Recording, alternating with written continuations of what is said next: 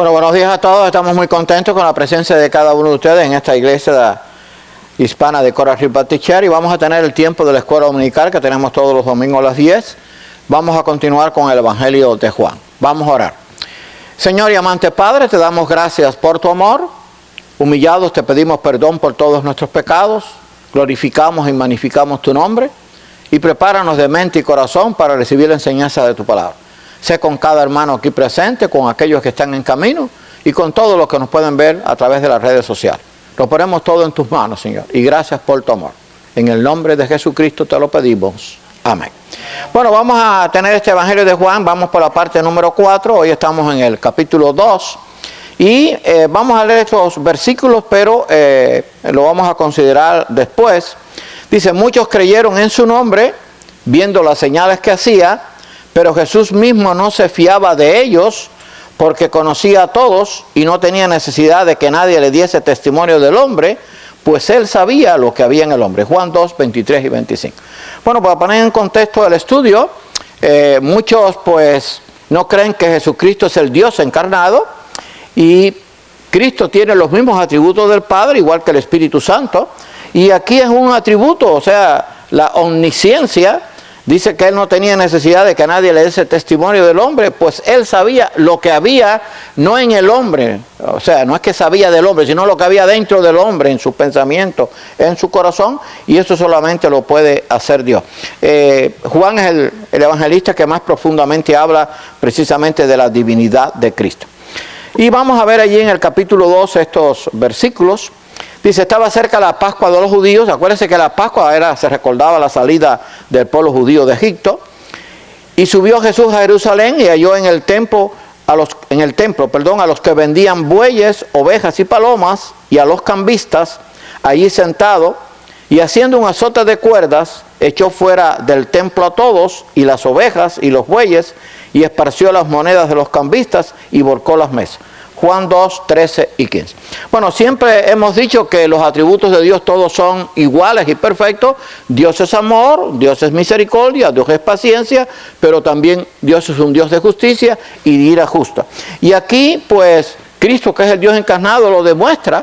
Siempre demostró amor, paciencia, pero en este caso, cuando vio allí que habían hecho de la casa de Dios un negocio, pues su ira se derramó, su ira justa, y dice que tomó allí un azote de cuerdas, así que algunos recibió algún azote, y volcó las mesas de los cambistas, y cogió las ovejas, los bueyes, todo lo echó fuera, y volcó las mesas. Y claro, esto era, y vamos a verlo más adelante, porque estaba escrito por el profeta Jeremías que la casa de Dios era casa de oración.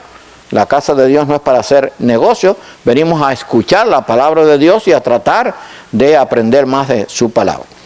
Vamos a ver la importancia del templo para Cristo. Acuérdense que Cristo, como judío, pues en su tiempo estaba el templo todavía, no había sido destruido, porque el templo ese que era el segundo templo, fue destruido en el año 70 por el Imperio Romano, pero en el tiempo de Cristo ese templo todavía estaba funcionando. El templo es para adorar a Dios y debemos usarlo debidamente. Eso es lo que enseña Juan 2, del 13 al 17, por lo que hizo Cristo allí con los que estaban haciendo negocio. Y entonces dice Mateo 21, y entró Jesús en el templo de Dios y echó fuera a todos los que vendían y compraban, esto lo relata ahora Mateo, y les dijo, escrito está, mi casa es casa de oración, o casa de oración será llamada, mas vosotros la habéis hecho cueva del ladrón. Eso está en Mateo 21, 2 y 13, y eso está citando a Isaías 56, versículo 7. El templo no es para hacer de él un lugar de negocio. O sea, el templo es donde se reúne la iglesia, en este caso, donde nos reunimos para adorar a Dios, para estudiar su palabra, para meditar en lo que Dios enseña y para edificarnos unos a otros en el amor, ¿verdad? Y para poder sobrellevarnos y vivir de acuerdo a la palabra de Dios. Así que el templo fue con ese propósito y fue construido el primer templo por Salomón. Dios está en medio de él y por lo tanto debemos guardar toda reverencia. Eso es lo que algunos pues a veces no se dan cuenta. Y dice Habacuc 2:20, mas Jehová está en su santo templo, calle delante de él toda la tierra. Habacuc 2:20. Voy a tratar de ver si puedo poner esto en contexto. Por ejemplo, Dios está en todo lugar, pero en especial está en el lugar donde se tiene para adorarle a él. Como estaba en el templo y estaba en el tabernáculo primeramente, pero Dios está en todo lugar. Pero Habacuc, que era un profeta de Dios, dice, Jehová está en su santo templo, refiriéndose al lugar especial para adorarlo, para adorar a Dios. Calle delante de él toda la tierra. O sea, Dios está aquí presente, está en todos lados, pero aquí en especial donde nos reunimos para escuchar su palabra, para orar a él, para alabarle. Igual que, por ejemplo, no lo vemos, pero está aquí y lo sentimos, igual que el oxígeno. Si esto no estuviera lleno de oxígeno aquí, pues teníamos que salir porque nos asfixiábamos, no podíamos respirar. Dios está presente. Así que el profeta Habacuc estaba llamando a la reverencia en su tiempo. Habacuc fue uno de los profetas menores y profetizó cerca de unos 500, 400, 500 años antes de que Cristo comenzara su ministerio. Debemos venir a él con una vestimenta adecuada y aceptable. Eso es lo que Dios desea. Los judíos no podían ir al templo a adorar como ellos quisieran. Tenían que ir de una forma que fuera aceptable, aunque Dios mira lo de adentro, pero lo de afuera también dice lo que está adentro.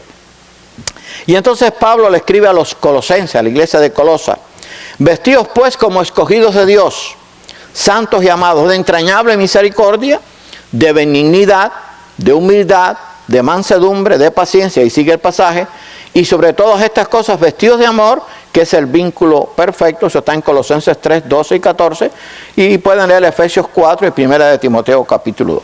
Claro que lo principal es la vestimenta de adentro, o sea, yo tengo que venir a Dios con sentimientos buenos para adorar a Dios, para alabar a Dios, y tengo que hacerlo de forma que agrada a Dios, pero lo que está adentro se refleja afuera.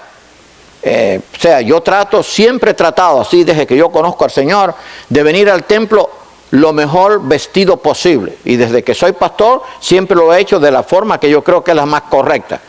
No voy a juzgar a nadie, pero yo no me voy a presentar delante de Dios con un pantalón corto, o un short, o un pantalón ripiado, unos tenis rojos con unas medias verdes, un pullover con garabato, eso, y todo despeinado. Eso no es aceptable.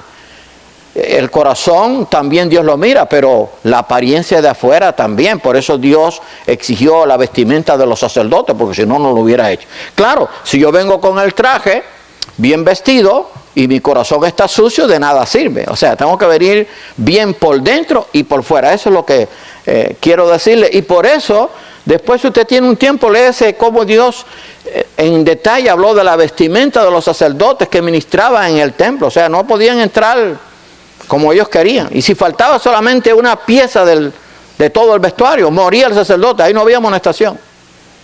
Entonces, pues, por eso Pablo escribía esto, pero lo principal es que también estemos bien vestidos, por decirlo de esta forma, por dentro y por fuera. Eso es lo que quiere decir. Y los judíos respondieron y le dijeron, cuando él volcó todas aquellas mesas, porque lo que estaban haciendo era negocio, y los judíos respondieron y le dijeron, ¿qué señal nos muestras ya que haces esto? Respondió Jesús y les dijo, destruid este templo y en 3 días lo levantaré. Dijeron luego los judíos, porque no entendieron lo que hablaba Cristo, en 46 años fue edificado este templo. Ahí tenemos la fecha que demoró en reconstruirse el segundo templo. Y tú en 3 días lo levantarás. Juan 2, 18 al 20. Los judíos pues no entendían la palabra de Dios, no entendían a Cristo, porque ellos creían que estaba hablando del templo que había sido construido, que unos pocos años después, unos 40 años después, fue destruido por el Imperio Romano, pero Cristo estaba hablando de su cuerpo. Y vamos a ver que después, por eso hay que leer toda la Biblia, después la Biblia lo aclara. Cada uno de nosotros somos templo del Espíritu Santo. Claro, Cristo en este caso no es que era el templo del Espíritu Santo y que estaba la presencia de Dios. Cristo era la misma presencia de Dios, pero cuando él dijo destruir este templo se estaba refiriendo a su cuerpo y claro, los fariseos no lo entendieron. Nuestro cuerpo es como un templo. El apóstol Pablo enseñó a la iglesia de Corinto: ¿no sabéis que vuestros cuerpos, está hablando de usted y de mí, los que somos creyentes, son miembros de Cristo? O sea, la iglesia es el cuerpo y Cristo es la cabeza. ¿O ignoráis que vuestro cuerpo es templo del Espíritu Santo, el cual está en vosotros, el cual tenéis de Dios, y que no sois vuestros? Pertenecemos a Dios. Glorificad pues a Dios en vuestro cuerpo y en vuestro espíritu, los cuales son de Dios. Primera de Corintios 6, 15 y 19, 20. O sea, Pablo aclara bien claro que nosotros somos templo del Espíritu Santo. Después que hemos creído, el Espíritu Santo viene a morar en nosotros. Y por lo tanto, cuando Cristo dijo destruir ese templo, se estaba refiriendo a su vida y no al templo que los judíos pues apreciaban tanto y que creían que nunca iba a ser destruido. Y solamente unos 40 años después, en el año 70, fue destruido por el Imperio Romano. Y conforme a la profecía, no quedó piedra sobre piedra que quedara allí en pie. Todo fue arrasado por el juicio de Dios, por el pecado del pueblo. Y entonces ahora Juan explica lo que Cristo estaba diciendo más. Él hablaba del templo de su cuerpo. Por tanto, cuando resucitó de entre los muertos, sus discípulos se acordaron que había dicho esto y creyeron la escritura y la palabra que Jesús había dicho. Juan 2, 21 y 22. Ahora bien, quiero enfatizar en esto porque es importante. Acuérdense que aquí está hablando de los discípulos. Ni aún los discípulos habían entendido lo que Cristo estaba diciendo y no entendieron lo que Él quiso decir: destruir este templo y en 3 días lo edificaré, hasta que Él resucitó de entre los muertos. Y entonces dice que sus discípulos se acordaron que había dicho esto y creyeron la escritura y la palabra que Jesús había dicho. Hermano, hay algo que nosotros tenemos que aprender cuando leemos la Biblia. La palabra de Dios tenemos que creerla y tenemos que vivirla. Y no podemos dudar de nada que esté escrito aquí, aunque no lo entendamos. No todo lo que está en la Biblia lo podemos entender. Ya lo he dicho otras veces. Hay cosas que están secretas y que Dios nos lo va a revelar. Quizás nos lo revele en el reino eterno. Los secretos pertenecen a Dios, los revelados a nosotros. Pero todo lo que nosotros necesitamos conocer, Dios nos lo ha revelado. Pero es solamente posible conocerlo a través de la ayuda del Espíritu Santo. Así que ni aún los discípulos entendieron cuando Él les dijo: destruir este templo y en 3 días lo edificaré, hasta que después resucitó y entendieron todo bien. Ahora, la resurrección de Cristo garantiza nuestra resurrección. Eso está en Juan 2, 22. Pero voy a citar lo de 1 de Corintios 15, que lo estamos estudiando en los estudios bíblicos y este miércoles vamos a tener la última parte, que es maravillosa. Todo el capítulo de 1 de Corintios 15 habla de la resurrección. Y entonces dice este pasaje: porque por cuanto la muerte entró por un hombre, también por un hombre la resurrección de los muertos. Porque así como en Adán todos mueren, también en Cristo todos serán vivificados. 1 de Corintios 15, 21, 22. La resurrección está garantizada, no es una posibilidad. La resurrección de Cristo garantiza nuestra resurrección. La tumba de todos los grandes líderes del mundo religiosos están con sus huesos. La tumba de Cristo está vacía. Eso es una garantía. Pero Cristo resucitó de entre los muertos y garantiza nuestra resurrección. Dice: porque así como de Adán todos mueren, por el pecado de Adán todos tenemos que morir, a no ser que estemos vivos cuando Cristo venga en su segunda venida y seremos transformados, pero todos vamos a morir. Y entonces, así como de Adán todos mueren, en Cristo todos serán vivificados. O sea, Cristo le da la oportunidad a todos los que creen de poder tener vida eterna. Eso es lo que quiere decir. Así que, hermano, tenemos que estar confiados en Dios. No importa lo que sucede en nuestra vida, no importa lo difícil que pueda ser nuestra vida, Dios tiene la victoria. Y esa victoria de Dios no es que está por ganarse o que esté en proceso de la batalla. No, la victoria ya está ganada y el reino eterno ya está hecho. Yo lo he dicho muchas veces y eso es una garantía. Jesús, como Dios que es omnisapiente, todo lo sabe y todo lo conoce. O sea, parte de los atributos de Dios los tiene el Hijo y los tiene también el Espíritu Santo. Estando en Jerusalén en la fiesta de la Pascua, muchos creyeron en su nombre viendo las señales que hacía. Escuche bien esto: pero Jesús no se fiaba de ellos porque conocía a todos. Ahí sigue el pasaje, búsquelo después usted. Pues Él sabía lo que había en el hombre. Juan 2, 23 y 25. ¿Qué es lo que quiere decir esto? Que Aquellos que seguían a Cristo, que eran por miles, los primeros, acuérdense que en una ocasión alimentó a 4,000, en otra ocasión alimentó a 5,000, así que, y estaba hablando de varones, así que supuestamente habían unos cuantos miles, ¿verdad? Pero dice que Jesús no se fiaba de ellos, porque él los conocía todos. Él sabía que ellos venían por conveniencia. Por ejemplo, el pastor no sabe el que viene a la iglesia por conveniencia. Dios sí lo sabe. ¿Y por qué? Por eso usted ve que viene alguien a la iglesia y después se desaparece. Simplemente vino por conveniencia. En una situación difícil, necesitaba escuchar palabra de Dios. Después que aparentemente resolvió eso, se vuelve al mundo. Pero Cristo, el pastor no sabe eso, pero Cristo sí los conocía sus corazones. A tal grado que poco tiempo después se quedó solamente con 12. Aquellos todos se fueron, no quedó ni uno. Y yo cuando estaba volviendo a estudiar esto, porque lo he estudiado muchas veces, digo, ¿cómo Dios los conoce? No podemos engañar a Dios. Pues Jesús mismo no se fiaba de ellos, porque conocía a todos. Él sabía los que venían con mentiras, los que venían tratando de engañar. No se puede engañar a Dios. Por eso dice Gálatas, por inspiración divina lo escribió Pablo, Dios no puede ser burlado. Todo lo que el hombre sembrare, eso también segará. El que siembra para la carne, de la carne segará corrupción. Y el que siembra para el espíritu, del espíritu segará vida eterna. O sea, Cristo los conocía a todos. Un día delante de Dios todo será manifestado. Entonces Pablo le escribió también a los corintios. Pablo, acuérdense que estuvo en el tercer cielo, tuvo el encuentro con Cristo en el desierto de Damasco, y todo lo que escribió fue por orden de Dios. Así que no juzguéis, le decía allí a los de Corintios, no juzguéis nada antes de tiempo. Nos gusta juzgar mucho, pero no conocemos el corazón. Hasta que venga el Señor, el cual aclarará también lo oculto de las tinieblas y manifestará las intenciones de los corazones. Y entonces cada uno recibirá su alabanza de Dios. 1 Corintios 4:5. Hermano, no podemos juzgar a los demás porque no conocemos el corazón. Dice que Dios un día va a manifestar las intenciones de los corazones y entonces cada uno va a recibir su alabanza de Dios, quiere decir la aprobación de Dios y la recompensa de Dios.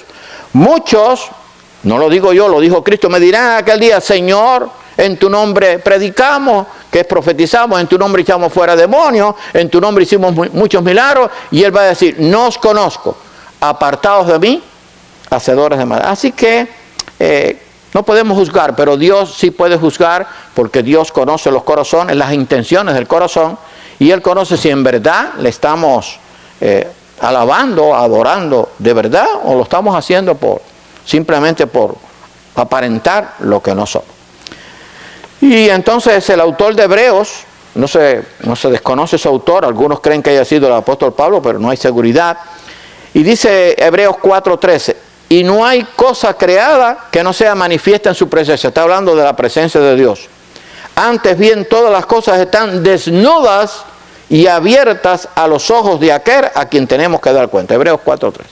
Hermano, yo no sé si ese pasaje a usted le impresiona como a mí, le toca la sensibilidad, le hace temblar, en el sentido de temblar ante el temor a Dios, no temblar de miedo, sino temblar de que yo pueda andar como a Dios le agrada.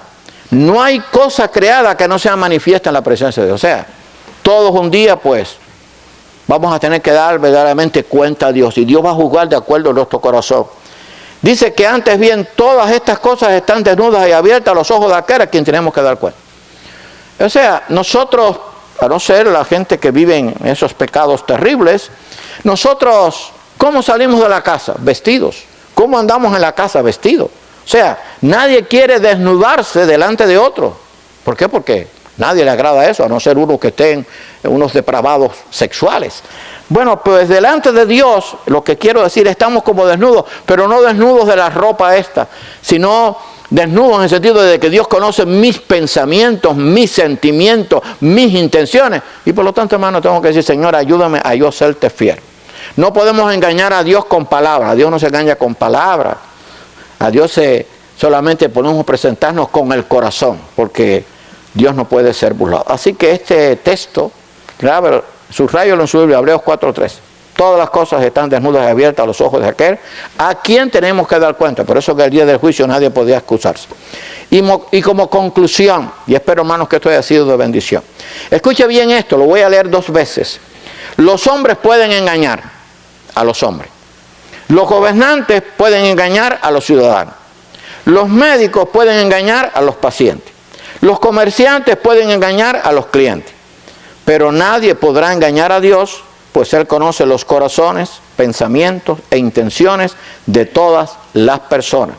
Y vamos a ver lo que dice el Salmo 139, 1 al 4. O sea, todo el mundo puede engañar, los hombres a los hombres, los gobernantes a los ciudadanos, los médicos a los pacientes, los comerciantes a los clientes, pero nadie puede engañar a Dios, porque Él conoce nuestros corazones y conoce nuestros pensamientos. Entonces, ¿cuál debe ser mi oración? ¿Cuál debe ser tu oración? Señor, permite que yo pueda vivir de acuerdo a tu palabra, de pensamiento, de sentimiento, de voluntad, porque Dios no va a mirar, eso hace falta, venir a la iglesia.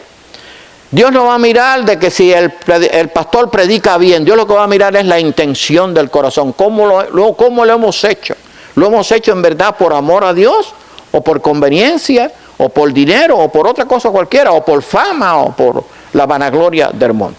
Hermano, a Dios no puede ser engañado. Y el salmista, hace unos 3,000 años, escribió lo siguiente, el Salmo 139. Y entonces decía, oh Jehová, tú me has examinado. Este es un salmo, si no me equivoco, es de David. Oh Jehová, tú me has examinado y conocido. O sea, ya Dios me ha examinado, ya Dios me conoció antes de que yo naciera, Él me conocía. Tú has conocido mi sentarme y mi levantarme. No se refiere a que yo me siente y me levante, no. Él conoce todo, las cosas que yo hago en todo momento y en toda ocasión y en todo lugar. Has entendido desde lejos mis pensamientos. Salmo 139, 1 y 2. O sea, Dios conoce mis pensamientos. ¿Qué estamos pensando? Bueno, en la iglesia, quizás pues no pensemos tantas cosas, a veces sí, pero cuando estamos en la casa, cuando estamos en el trabajo, cuando estamos solos, ¿qué pensamos? Dios sabe nuestros pensamientos. Es como si estuvieran allí en una pantalla. Dios conoce. Así que Dios nos conoce. Así que tenemos que decir, Señor, ayúdame a hacerte agradecido y a vivir de acuerdo con tu voluntad. Has escudriñado mi andar y mi reposo, y todos mis caminos te son conocidos. O sea, Dios conoce todos nuestros caminos. No es los caminos de que si hemos viajado por el mundo. No se refiere a eso. Los caminos de mi vida, cómo yo he obrado en cada época de mi vida, cómo yo he obrado. Y entonces, escuche esto, con esto termina estos versículos, 4 primeros versículos del Salmo 139. Pues aún no está la palabra en mi lengua, y he aquí, oh Jehová, tú la sabes todo. Salmo 139, 3 y 4. Pues aún no está la palabra en mi lengua, y he aquí, oh Jehová, tú la sabes todo. Y hermanos, a veces hablamos cosas que no debiéramos, que ofende a hermanos débiles, pero fíjense lo que dice ahí, aún no está la palabra en mi lengua, y aquí tú la sabes. Así que a veces no es por hablar, sino por pensar lo que yo quiero hablar. Entonces, hermano, le tenemos que decir, Señor, ayúdame a yo serte fiel. Pero que yo te ame en verdad, porque yo entienda que tú me conoces todo. Ayúdame a serte fiel. Ojalá que este estudio de Juan en la escuela dominical nos sirva para acercarnos más a Dios, para entender que tenemos que buscarle más y que Dios no puede ser burlado. Vamos a orar y que Dios nos ayude, hermanos, para serle fiel. Y orar por cada creyente en cada país, sobre todo donde hay guerra, donde hay persecución, donde hay oposición, por los pastores, por los misioneros, y que podamos, como dice la Biblia, estimularnos al amor y a las buenas obras. Vamos a orar. Señor y amante Padre, te damos gracias por tu amor, te damos gracias por tu palabra, que nos revela todo lo que necesitamos conocer, y ayúdanos a vivir agradándote en todo, de corazón, de sentimiento, de pensamiento, de voluntad, y que obremos cada día de acuerdo a tu palabra. Gracias por tu amor, Señor. Te lo pedimos humildemente en el nombre de Cristo, pidiéndote perdón por todos nuestros pecados. Gracias por todo. Amén.